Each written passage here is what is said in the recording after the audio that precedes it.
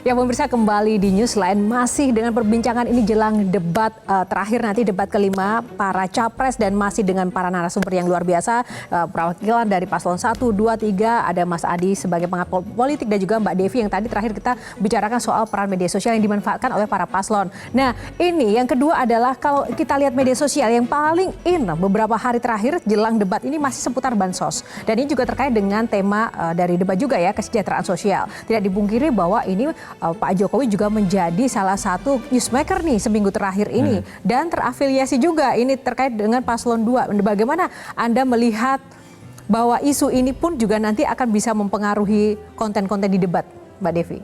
Ya, sekali lagi begini, kita harus sensitif dengan kebutuhan jeritan masyarakat terkait dengan isu sosial dalam hal ini. Bicara soal bansos.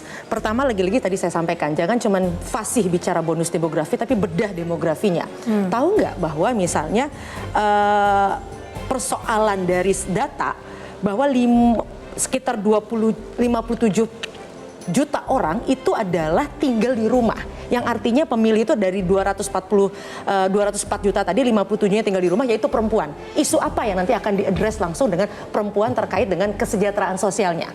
Lalu misalnya bicara, mohon maaf saudara-saudara kita yang miskin dan non miskin. Tahu tidak bahwa datanya keluarga miskin itu anaknya jauh lebih banyak daripada yang non miskin.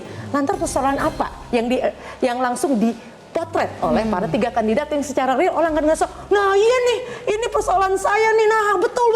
Nah menurut saya, hemat saya itu bukan hanya sekedar persoalan label ini bansos atau tidak, ataupun tadi masalah pertempuran mau 11-0, mau berapa kosong, bukan itu. Ingat, pemilu ini buat masyarakat, bukan hanya sekedar buat tontonan, tapi pastikan nanti malam juga menjadi tuntunan yang akan dituntut rakyat untuk 5 tahun ke depan. Apa janji Anda? Oke, saya mau ke Mas Adi. Mas Adi, kalau kita melihat seperti Yohana bilang tadi kan, belakangan ini Pak Presiden kan jadi newsmaker terkait dengan bansos dan bantuan-bantuan sosial yang dianggap kemudian untuk elektoral paslon tertentu. Nah, kalau membayangkan nanti malam 1, 2, dan 3 ketika dihadapkan dengan persoalan bansos, ini perdebatannya akan banyak kritik, hujan kritik, atau seperti apa kira-kira? Kalau menurut saya jangan mengkritik bansos, itu kontraproduktif. Karena ini adalah sesuatu yang memang dirasa penting oleh masyarakat ya. Kalau mau dikritik, kenapa bansos harus jelang pemilu jor-joran dilakukan? Kenapa misalnya tidak dilakukan saat COVID? Kenapa misalnya ini tidak dilakukan waktu Indonesia itu sedang mau masuk ke resesi? Yang efek pandemi COVID di mana laju pertumbuhan ekonomi kita itu cukup rendah dan bahkan tidak stabil. Ini yang mestinya dipersoalkan. Bansos itu adalah sesuatu yang menurut saya men-trigger kenapa tingkat kepuasan publik terhadap Jokowi itu di atas rata-rata. Jadi sekalipun ada kenaikan BBM, sekalipun misalnya indeks demokrasi kita turun, ditanya kepada masyarakat apa yang membuat Anda itu puas dengan Pak Jokowi, bansos yang pertama. Yang kedua, infrastruktur. Mengkritik ini dalam konteks debat ini akan menjadi sesuatu yang kontraproduktif.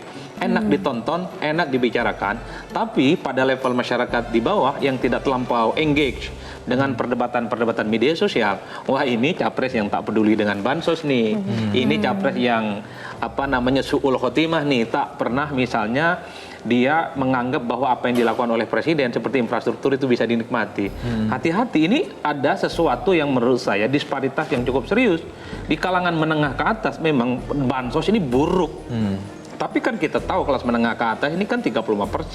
Mostly di bawah itu kelas menengah ke bawah, mereka menganggap bantuan sosial yang dilipat gandakan itu adalah sesuatu yang asyik. Di kalangan kita, di kalangan aktivis, kelas menengah atas, kelompok-kelompok kritis itu buruk.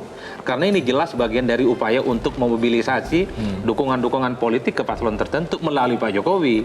Karena Pak Jokowi ini sudah teridentifikasi, terafiliasi, mendukung jagoannya Bang Dhanil Ahzar Simanjuntak. Kan itu Mbak. Oleh karena itu bagi saya, kalau bisa bansosnya ditambahkan, dan kalau bisa jor-joran bansos bukan hanya pemilu, bahkan all the time sepanjang berkuasa jadi presiden, bansos dilipat gandakan. Menarik ini bara.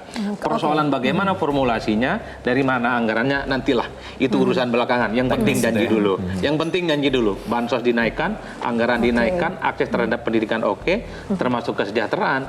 Nah, kan kita tahu Mbak bahwa janji-janji politik itu dari 100 mungkin 20%-nya aja yang terpenuhi.